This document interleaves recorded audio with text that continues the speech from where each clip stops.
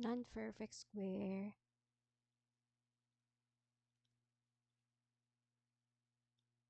trinomial. So this one is the easiest method.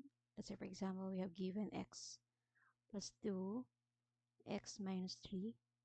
All you need to do is combine x times x and 2 and minus 3, and then 2 times 3.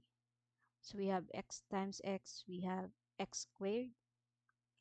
2 minus 3 will give us negative 1. 2 times 3 will give us 6. Then let's combine. So we have x squared minus x, and then this one is negative 3 and negative 6 minus 6. So this one is our final answer. Let's have another example.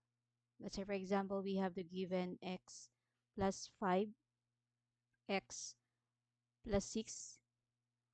Then combine x times x will give us x squared.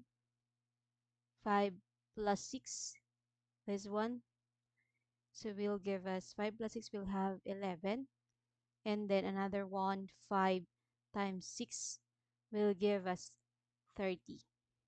So therefore, the final answer is x squared plus 11x plus 30. So this one is your final answer. So what if kapag may given kang ganito, 2x plus 1 and then x plus 4. So ito ay higher than, ang ating coefficient is higher than 1 na, so which is yung 2 na. So unang gagawin po, let's have multiply 2x and x. So we have 2x times x. So magiging 2x squared. Yung second part naman natin, copy the coefficient of 2. Multiply natin doon sa 4 sa last term natin. Then yung 1 dito, sa imaginary 1 dito, i-add nyo lang plus 1. So will give us 2 times 4, we have 8 plus 1, magiging 9. While the last term po, copy mo lang din yung 1, multiply to last term yung 4. So yung 1 na to galing dito, and then yung 4 na to galing naman dito. So combine 1 times 4, we have 4. And then kukombine na natin sila lahat pababa, so we have 2x squared plus 9x plus 4. So this one is our final answer.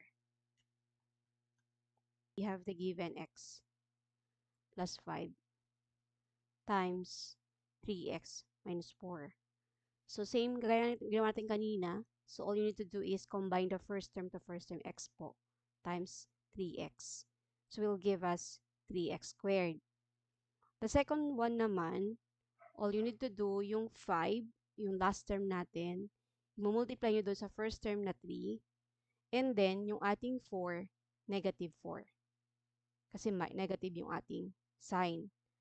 Next naman, for the last term to last term naman, we have 5 multiply to negative 4.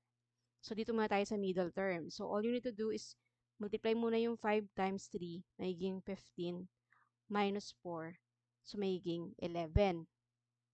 And then while the last term naman, we have 5 times negative 4, so we have negative 20. So basta yung ating middle term, lagi pong may variable na x yan. So yung ating last term, laging coefficient lang or wala siyang variable. So we have, combine them, 3x squared plus 11x minus 20. So this one is your final answer.